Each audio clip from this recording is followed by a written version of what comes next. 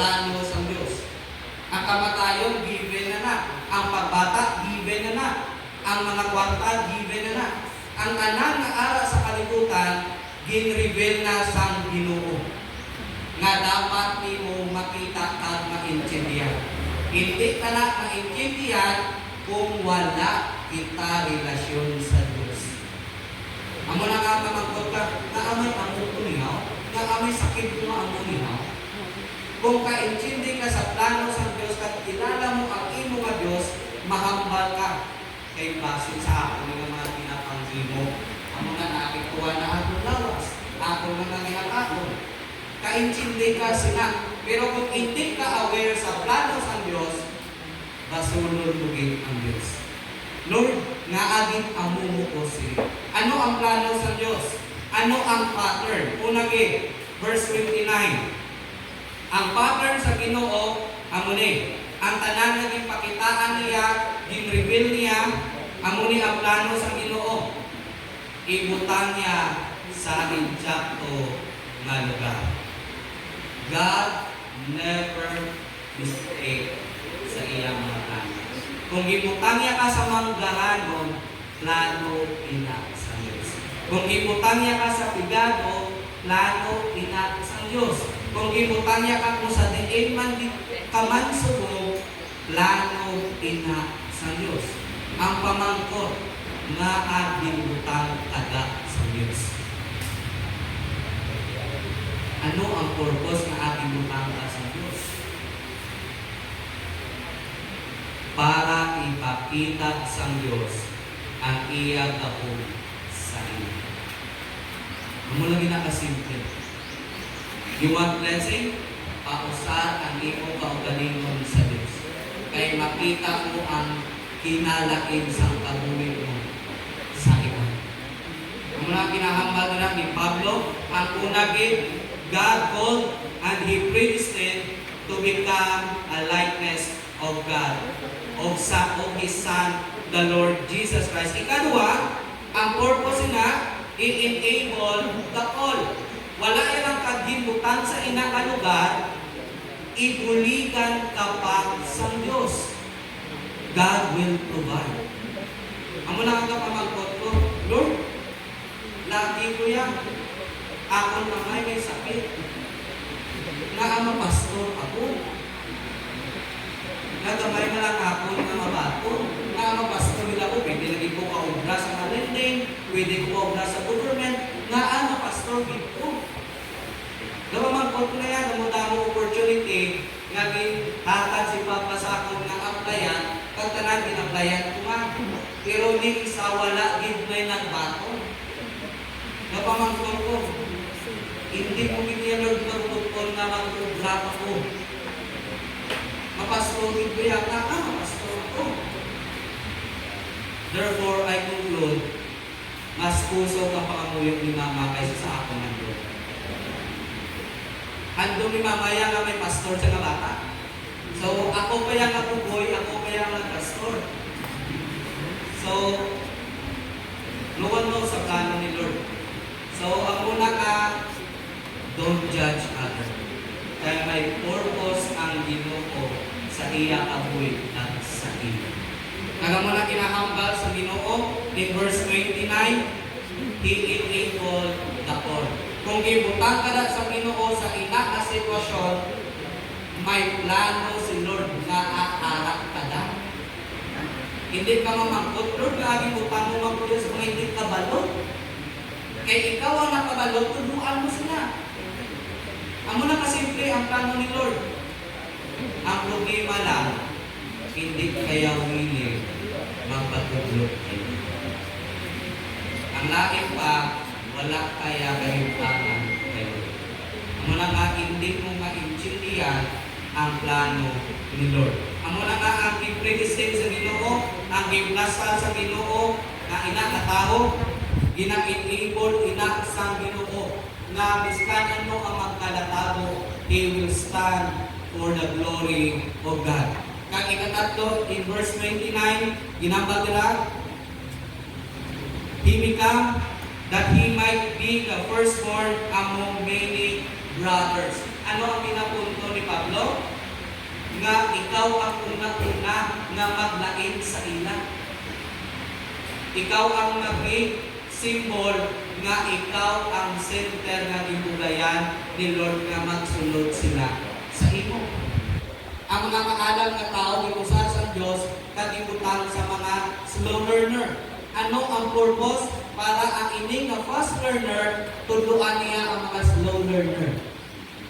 Pero kung wala ni siya relasyon sa Ginoo, pangit sa puwiraya ni ang ining nga mga tao.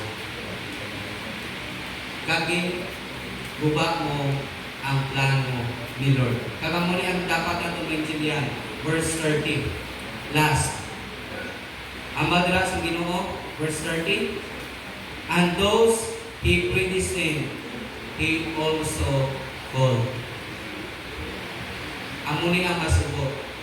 Tanan kita nakabati kung sinpo si Kristo. Tanan kita nakabati kung ano ang ginhimo ni Kristo. Tanan kita nakabalo kung paano kita ginuwas ni Kristo. Tanan kita nakakita, nakabasa, nakabati, kag naka-experience kung ano si Kristo.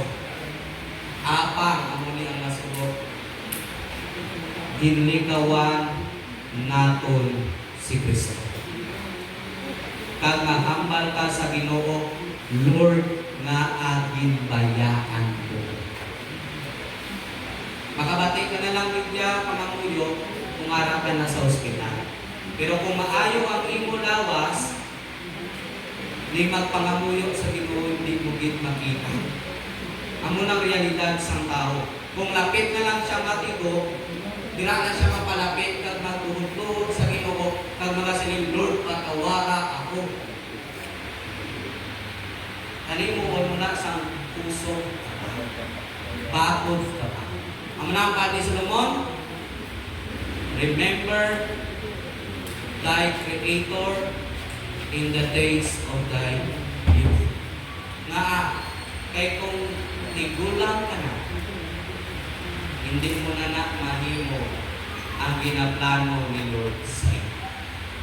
Amo na ang ginahambal ni Pablo, kung gintawag ka sa Ginoo, may plano ang Ginoo. At ang ina na plano is for His glory and honor. He will lead whom He called. Amo na ang kapamangkot ko, damo-damo ko reject ang mga tradisyon sa kalibutan. Kaya kabalo ko yan sa ginahambal sa Bible. Yes, the people will say, why man na sila madula kung patihon mo nga? Sa mata nila, wala sa may madula. But in the Word of God, may ara. That is why nahipos na lang ako for the respect. Pero kabalo ko yan na hindi dapat. Amo na ka, damo ko yan naginhimok kay Papa. Nagdabigit yan nga to the point na matahambal ka niya magpumulay na kami nagawa. So, sinugin, may ko lang ginambalan na tumapumulay na lang kami ni Papa. Tungkol may arak ng sakinaya, may arak ng mga apon, pero kalulukoy lang sa sakon kay ginaangga ko siya tayo. So, siyempre, ang kapatihan sa kamay, angga sa bata. So, taan, ginangga naman inyong amay. O sino daga pabebe sila amay, o sa ilang inoy. Kaya ang ina nga mga butang, nagahatag inakusog kag kabakod man sa ila. Wala na may kahipong sa ila, kundi asawa lang nila. Diba? That is why, children, ang gagaan mo ninyo tatay. Ako yung iskal na initulong kay Papa, huwag igumay ko kay palangga, saya. So, istorya lang gamay eh. Sunggod lang tayo. So, mo lang yung nakasimple. Istorya gamay, sunggod. Pagkulit niya, may pasalubong mo sa sakon. So, amo na si Papa. Tungkol sa iyang pagkauli bata, ikaw ang ma-adjust. So, amo ni ang plano sa Ginoo, ang tanan nagakalatabok sa imo, God will enable you sa ina nga sitwasyon nimo. Ikadua, in verse 30, hambal na, kay ang Diyos nagbutang sa imo, kag nagtawag, ang ina nga pagtawag, siya man ang magpakamatarong sa imo.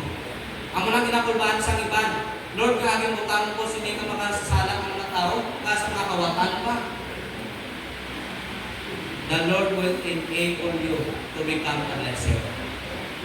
Ano na nga hindi ka mamangkot nga ay ikaw ng kwartahan, imutan ka sa mga pigado.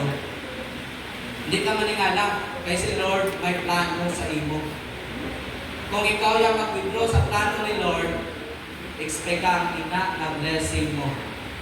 Waong na ni Lord. Amo lang yung nakasimple. Pero kulubaan ang balo sa Biblia.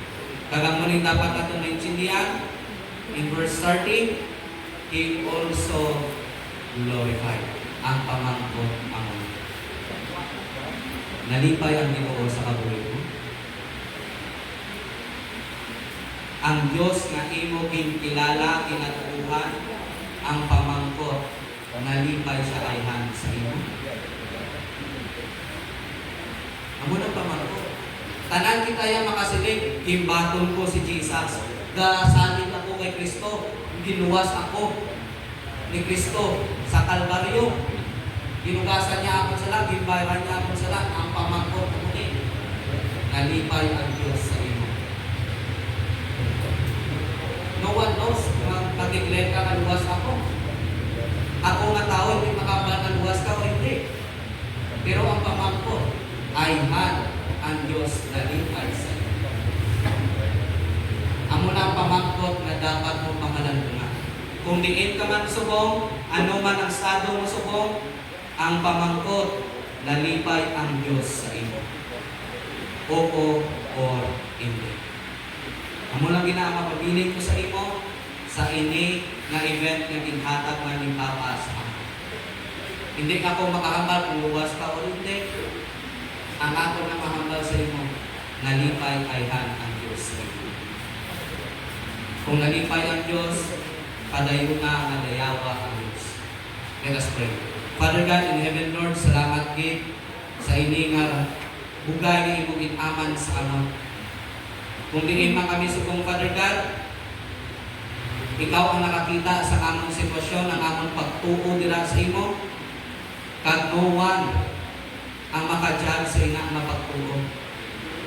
Kabay pa Father God, nga ikaw ang nakakita sa ilang mga tagipusoon. Kaluuyi sila, bugayi sila, na makita nila ang ina, nga plano nimo, ang tugma nimo sa ilang mga kabuhi. Nagapasalamat ako, Ginoo, magiluwas mo ako. Imutang mo ako sa highest calling nga magpastor ako. Kung sa diin nakita ko ang tanan na plano nimo. Pagsalamat sa renewed strength, nga ikaw ang Diyos nga gaghanan sa tanan, gaplano sinimo nga tanan ng mga butang. Nagapasalamat ako kay ikaw ang Diyos nga wala nagapabaya sa amon. Nagapangamuyo ako sa imo, Father God, sa akong mga utod. Nakapaypay, hindi sila mag-lose heart. Hindi sila manulaan sa pagsalig nila sa imo. Especially, wala na kami tinikanan, pero nagpasalamat kami kay may Diyos na amay na nagatudlo gihapon sa amon. Salamat ni Father God sa mga blessing. Ginaapo ko ni sa imo tanan ang nabilin ng mga iniputon. In Jesus' name, Amen. Yung hapon sa tanan.